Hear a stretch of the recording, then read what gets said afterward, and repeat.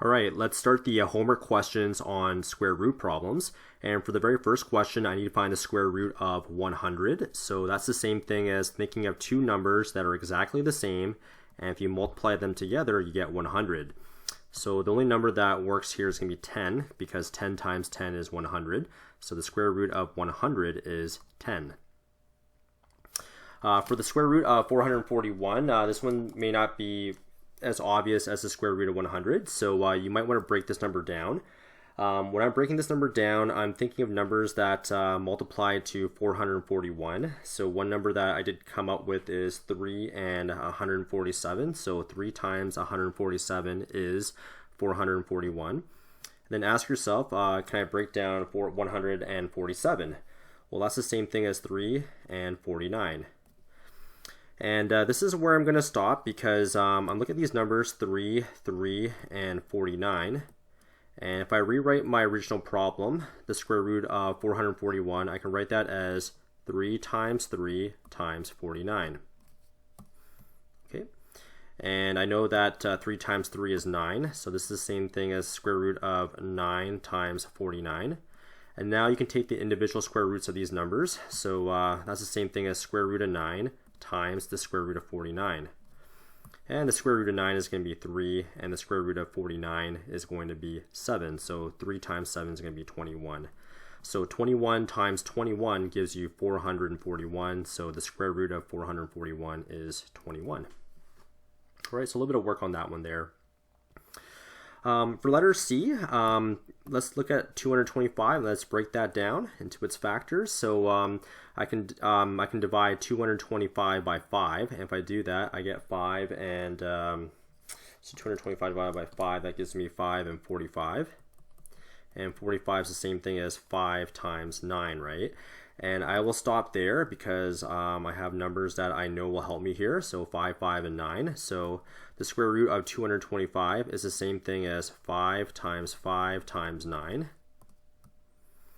And I know that 5 times 5 is going to be 25, right? So that's the square root of 25 times 9. Okay, well, what's the square root of 25? Well, it's 5. And what's the square root of 9? Well, that's 3. So 5 times 3 is going to be 15.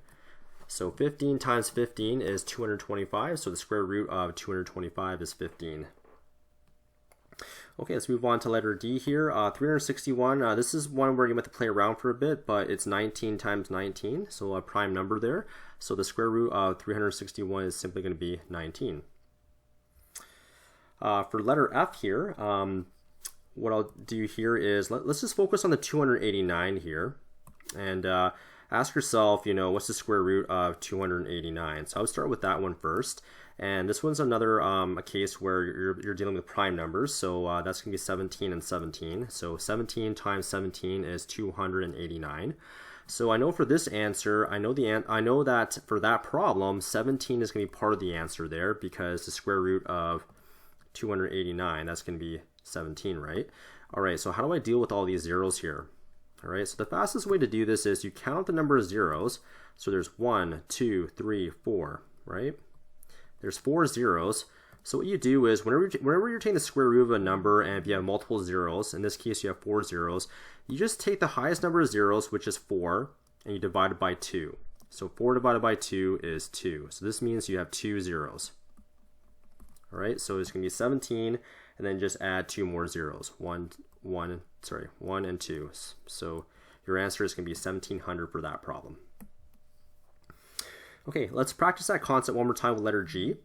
Now for letter G, I see a 25 there. So ask yourself, what is the square root of 25? Well, the square root of 25 is going to be 5. So I know my answer has a 5 for sure. And then count out the number of zeros. I have 1, 2, 3, 4, 5, 6. I have 6 zeros. And then you take 6 divided by 2, and that gives you 3. So that means your answer has 3 zeros. So it's going to be 5 with 3 zeros. 1, 2, 3. So your answer is 5,000. Okay, for letter J, this one's a little bit different because now you're taking the square root of a really small number. So let's focus on the 4 first. What's the square root of 4? Well, that's going to be 2. So I know 2 is going to be in my answer. Now the question is, how do you deal with a problem when you're given all these decimals here, or all these places behind the decimal? Well, the trick is you count the number of decimal places. So here's 1, 2, 3, 4, 5, 6. There are 6 decimal places in this particular answer. So you take your 6 and you divide by 2, and that will give you 3. So you should have 3 decimal places in your answer here. Okay, so that's 0.00. And if you count this, this is 1, this is 2, and this is 3 decimal places. Okay, so your answer is 0.002. Okay, let's move on to the next few questions. Find the cube root of the perfect cubes without a calculator. Okay, the first one is going to be 3, because 3 times 3 times 3 is going to be 27. So the cube root of 27 is going to be 3.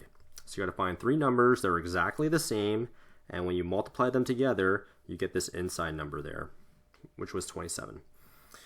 Okay, what about the cube root of 1,000? All right, so you got to think about this one too. So this is going to be 10 times 10. So 10 times 10 is 100, and 100 times 10 is going to be 1,000. So the cube root of 1,000 is going to be 10, because we need 3 numbers that are exactly the same, such that when you multiply them, you get the inside number, which is 1,000. Okay. And for letter C, this answer is going to be 7. So 7 times 7 times 7, that's going to be 343. And once again, you're finding 3 numbers that are exactly the same. And if you multiply them, you get this inside number of 343. So our final answer there is going to be 7. Okay, let's move on to letter F here. Okay, so the cube root of 8,000. Okay, so let's think about the cube root of 8 first. Okay, so I see an 8 there. And the cube root of 8 is going to be 2. So I know that my answer will have a 2 in there. Great. Then how do I deal with all these zeros here? All right, so count the number of zeros. I have 1, 2, 3. I have 3 zeros. All right. Now, when you're taking the cube root, what you do with the number of zeros is that you divide by 3 at this time. You don't divide by 2, you divide it by 3, and you get 1. So you should have 1 0 in your answer. So 20 is going to be your final answer for that one. Okay, so let's go ahead and practice this concept again here for letter G there. So for letter G, I see 125 there. So ask yourself, well, what's the cube root of 125? Well, that's going to be 5, right? So 5 times 5 times 5, that gives you 125. So I know 5 is going to be my answer. Great. After that, how do I deal with all these zeros here? So how do I deal with all these zeros here? Well, let's count them up. You have 1, 2, 3, 4, 5, 6. I have 6 zeros. Okay, and when you're taking the cube root, what you do is you take the number of zeros and you divide by 3, and 6 divided by 3 is 2. So you should have 2 zeros in your answer. So 1, 2. So 2 zeros there, right? So your answer there is going to be 500. So the cube root of 125 million is 500. Okay, let's move on to letter I here. Okay, so for letter I, let's go ahead and practice that same concept again. I see a 64 there. So what is the cube root of 64? Well, that's going to be 4, right? Because 4 times 4 times 4 gives you 64. So I know my answer has a 4 there. And I see a negative sign here. So let's just go ahead and transfer that negative sign over. So there's a negative 4 there. And after that, let's count the number of zeros, right? So here's 1, 2, 3, 4, 5, 6, 7, 8, 9. I have 9 zeros. All right, so since I'm taking the cube root, we take the number of zeros and we divide by 3, which is going to be 3. So I should have 3 zeros in my answer. So 1, 2, 3. So my answer should be negative 4,000. Okay, let's move on to the last one here, letter J. So this one's a little bit different because it's the cube root of a small decimal number here. But I noticed that there's an 8 there, right? So ask yourself, what's the cube root of 8? Well, the cube root of 8 is 2, right? So I know my answer has a 2. And now let's count up the zeros or the decimal places here. So since this answer is 0.00 something, this is a decimal place type of problem. So let's count the number of decimal places here. So there's 1, 2, 3, 4, 5, 6. So I call this 6 decimal places. So 6 places after the decimal. And since there's a cube root here, I take my 6 and I divide by 3. So this means my final answer should have 3 decimal, not 3. 6 divided by 3 is 2, right? So my answer should have 2 decimal places, right? So what does that look like? 0.00. No, that's 3 decimal places. So sorry, there's a 2 there, a 0.0. There you go. So there are my 2 decimal places. Here is 1 and 2. So those are my 2 decimal places. So my answer is 0.02. Okay, let's move on to the next question here. I gotta find the perfect square root if it exists without a calculator. Okay, so what's the square root of 25? Well, that's gonna be 5. What's the square root of 81? Well, that's gonna be 9. 9 times 9 is 81. What's the square root of 169? Well, that's gonna be 13. 13 times 13 is 169. What's the square root of 1600? Well, ask yourself, what's the square root of 16? Well, the square root of 16 is going to be 4. So 4 is going to be my answer. And how many zeros do you have? I have 1, 2, 2 zeros, right? And basically what I do here is I divide 2 by 2, and I get 1 0 in my answer here. So my answer is going to be 40, right? So 40 times 40 is going to be 1600 there. Okay, the next one is, what is the square root of 900? Okay, well, I have a 9 there, right? So what's the square root of 9? Well, the square root of 9 is going to be 3. So I know 3 is going to be my answer there. And since I have 2 zeros, just like the previous question there, I take my 2 and I divide by 2, and that means there should be 1 0 my answer. So the answer should be 30 for that one. So 30 times 30 is 900. Okay, so for next one, for letter I, okay, so ask yourself, what is the square root of 81? Well, the square root of 81 is going to be 9. And what's the square root of 400, right? So what's the square root of 400? Well, the square root of 4 is going to be 2. And since there's 2 zeros, there should be 1 0 my answer, right? So it should be 90 divided by 20. So 90 divided by 20 is my answer for that one.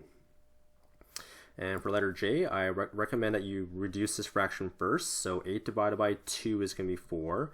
And 18 divided by 2 is going to be 9. All right, so what's the square root of 4? The square root of 4 is going to be 2, and the square root of 9 is going to be 3. So the answer is 2/3 there. Okay, let's keep on going on here. Find the cube root, find the perfect cube root if it exists without a calculator. Okay, so the cube root of 8, this has come up a few times. That's going to be 2. 64, so the cube root of 64 is going to be 4. So 4 times 4 times 4 is 64.